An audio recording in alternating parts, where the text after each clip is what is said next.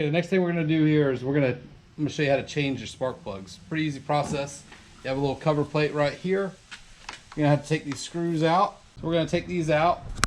There's going to be two up here, 2 screws, 1 in the middle, and then 2 on the bottom here, one on each side. Once we have those 1, 2, 3, 4, 5 screws removed, we're going to pull that off. That's going to show us where all our spark plugs are. Right there, you can look straight in there and take a look at them. So we're going to remove those spark plugs and replace them with the new ones. So, my tech tip of the week, do one at a time. Do not remove all these and get confused on the placement and the firing order, even though it is pretty simple. It's 1, 2, 3, 4 from the top to the bottom on this. It's very simple. But I do one at a time. Pull the plug wire off, take this plug out, and then replace the plug. That way there's no confusion, and you make sure everything goes back correctly. We do a 1-for-1 swap. Like I said, about every 100 hours is what I'm doing. When I change the oil in it, I'm doing all this stuff. It might be overkill, but I plan on keeping this motor a long time. And if it's a simple couple $100 to put into it twice a year, then that's what I'm going to do to make it last. Plugs look fine. We'll go ahead and replace it.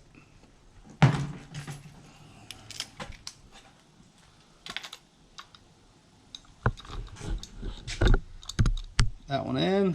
Make sure we don't cross thread it, anything like that, and mess them up. Should go in real nice and easy. So that's in.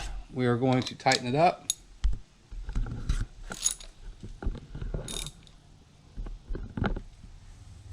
And we're going to do the same thing for the next 3. Just like that. Remove that, and we're going to put that back on. And we're going to continue that process all the way down. Alright, the plugs that we're replacing it with is these NGKs. Alright, we have replaced all the spark plugs. Remember, 1, 2, 3, 4. That's your order. You can look on here and you can see on those spark plug wires they have little numbers. 1, 2, 3, 4. Or you could do the simple thing like I did, one at a time. That way there's no chance of messing up. So we've got all these things put back on. We need to make sure the little clips are on so everything lines up, and then we're going to put this back in place how it's supposed to be. And it basically this is protecting all of your spark plug wires. So we're going to make sure those are all in place. So it looks like that is doing. That's it. We'll put our screws in, and that is it. So we have all our screws started. We're going to go ahead and tighten all these up. Like I said, remember this plastic little cover here is just a protector for all your spark plug wires. We're going to tighten these hand tight.